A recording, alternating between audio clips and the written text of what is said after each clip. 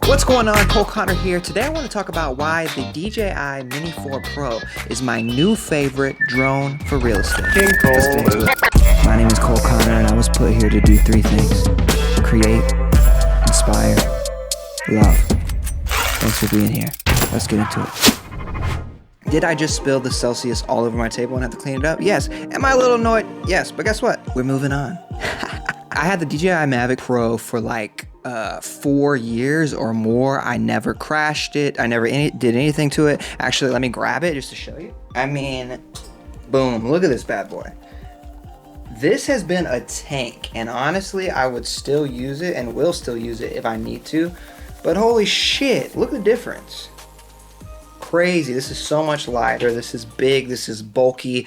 It gets the job done, and it's really good in high wind situations, but I just was terrified that this thing was gonna just die randomly and fall and land on some massive $10 million house that I was shooting. I felt like it was time for an upgrade. My good friend and partner I work with a lot, Noel, told me that he just got the DJI Mini 4 Pro and he loved it. So I was like, let me give it a shot. Let's take a look at some of the footage first. It's good. It's not that much different than a Mavic 2 Pro or a Mavic 3, in my opinion, for what you need in real estate, especially for a beginner or someone who's growing their business or someone who's on a budget. It's affordable. I'm gonna break this down into pros and cons, and then we'll go through some of the stats really quickly, because obviously you can just look online and find those. We'll take a look at some of the pricing, and I'll put an affiliate link in the description if you want to buy one. It'll help support the channel if you use that link. If not, no worries. Pros. This thing is so easy to use. It's so easy to unfold. The other one, you had to like fold one before you unfold the other. This one, it's just, you can unfold it however you want. You don't have to do anything with the propellers. It automatically turns on. The battery is just so easy to come in and out. I really like how the SD card is right here on the back, and I'll show you why, because this is how I pack it. I love the carrying case. I got the Fly More combo. I personally love it. I love how the batteries are set up. I love how you just have one USB-C charger. It charges everything up. It does kind of take a while, but I'm not really stressing about that. I freaking love the controller. My DJI Mavic 2 Pro did not have a controller. I had to use my phone. I've been told that I was missing out by not having a actual remote with a screen, and boy was I right. It makes all the difference. Not having to use my phone. It connects directly to a hotspot or to Wi-Fi if you want it to. It's touch screen, which is so nice, and everything is just in here, and it just feels, it's strong, it feels good, it feels easier to fly. I really love the buttons. I love that you can switch between photo and video with these buttons. It's just so easy to use. For real estate, you can fly this thing inside a home, and it's really not near as scary as using a bigger one. Obviously it's not anything like the FPV drone, but I still think you could get some really cool shots for indoor, outdoor homes or really large homes.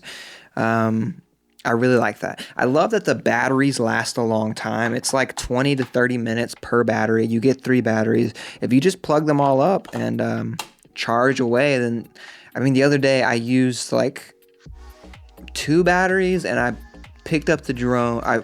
I took off with the drone 3 different times for a daylight, a golden hour, and a twilight shoot. So convenient. For the other one, this is my own fault, but I only used 1 battery almost all the time. And then I had another battery that was kind of sketchy, so this has just been so nice. It can shoot D-Log 4K 60, which is just insane for this little thing. I absolutely love that. And the footage comes out great, especially you just throw the DJI D-Log preset on there, and it just looks so good. If you check out this last video I posted about color grading, my real estate video, you can kind of look at how I color grade the D-Log footage as well. It's super easy to log in to authorize. You just have to be connected to the internet. It just makes it so much better than having to like go on Safari or do something beforehand. It just makes it so much easier to have it all on the remote device. Another thing I really love is I love how it identifies a home point. Sometimes when I'm up in the air, I'm like, I lost the house, I don't know where it is, I'm so far away, and I have to like do circles and figure out where I am. This puts a mark on the map and shows you where home is, where you took off from, and that has helped so much with just the speed of finding where I am if I get lost. There's really only been 2 cons that I've seen with this thing, and one is it's definitely fragile. I mean, this is plastic. If it hits anything, it could easily break. If you like accidentally twist it the wrong way, I feel like it could break. So I would be extra careful with it. I've been extra careful. I keep it in the main case. When I take it out, I'm super good about being very purposeful for how I move it and when I move it. I also have been keeping this thing on there just to protect the gimbal because it does seem like it could be fragile. I don't know for sure. It just seems like it. The only other thing is I do find that I'm more scared of things like bees or birds. Obviously birds are scared or sometimes feel threatened by drones. There's been a couple times where I feel like the bird is a crow or a seagull or something, would easily knock this bad boy out, and it might hurt the bird obviously, but I think the drone would do more damage. I think the drone would be destroyed by a bird just slamming into it one time, obviously. And then even bees, it's a lot of times bees hang out like 100 feet in the air or something like that. I read about it sometime. It's very interesting. I didn't realize it until recently where I had a swarm of bees attack my bigger drone. I didn't worry about that one. This one, I'm like, if there's enough bees, I feel like you could throw it off track and be worried about it. And the last thing, as far as like things potentially hurting it, is the wind. If it's very windy, I would not fly this drone. It does really well. Don't get me wrong. It does really well in wind, but too high, I would definitely want to pick up the DJI Mavic Pro 2 or 3. That would be much better for those situations. I don't usually come across a ton of situations where it's really windy, so I haven't really had that problem yet, but if I do, I'll let you know. Let's just talk about some of the actual other cool things that on the DJI website it talks about. It's under 249 grams. Yeah, so there's technically no need for drone examinations or training.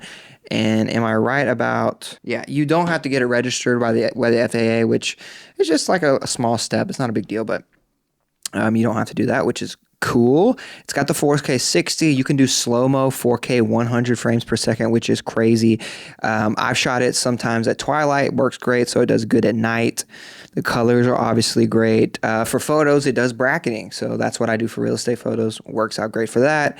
Oh, it can do vertical shooting, which I haven't utilized very much because I don't do that very often, but you can do vertical shooting for reels or shorts or TikToks, which is awesome.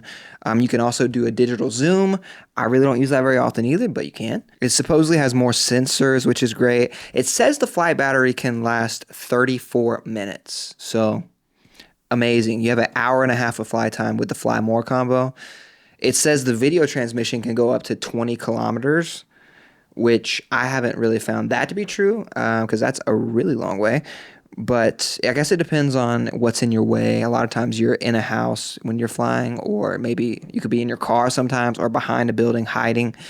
So maybe that's what blocks it occasionally. There's all types of assistance that it gives you, which is cool. You can edit in the app. I really like how you can see all the footage in the remote. With the remote, it's pretty cool. And I'm just looking at the stats here. Like I said, I don't really use any of these, but you can, it has shooting modes. They're called quick shot shooting modes. We have the droney, the rocket, the circle, the helix, the boomerang, the asteroid, and the dolly zoom. So if you're not good at doing that yourself, or you like to use some of those modes, it's very helpful. It also has those. And then like most of them, it also has an active track mode. So if you're tracking something, you can do that as well, which is cool. I don't use that for real estate, but this is mostly a real estate video, but it's cool that it has those other features. If you're in the real estate game, like I said, I think this is the most affordable one that you probably would need most of the time. I'm still interested in getting, I got the DJI Avata 1. I lost it in the mountains because the wind took it away and I couldn't land it before the battery died. It was horrible and annoying, but I would be interested in getting the DJI Avata 2. And then I also would be interested in getting the Mavic 3 Pro for more cinematic stuff. Some of those zooms and different focal lengths with that one, and just being able to shoot super high quality is really appealing. So one day I'll probably get those two, but this will do for now. Anyways, if you want to get it, you want to cop it, check the link in the description. If you have any other questions for me, let me know. This is like what I think is the most affordable drone for real estate, and it's dope. Till next time. Hi there. Thanks for watching. If you really liked it, maybe you'll like some of these too. While you decide, here's some music. Enjoy!